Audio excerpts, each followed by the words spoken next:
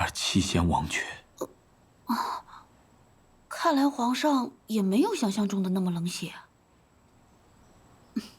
既然如此，只要龙心大悦，就什么都好说了。那么接下来，我试着做一碗刀削面，你们大家帮我试吃一下，看看皇上会不会满意。李瑶姐姐，我好像又饿了。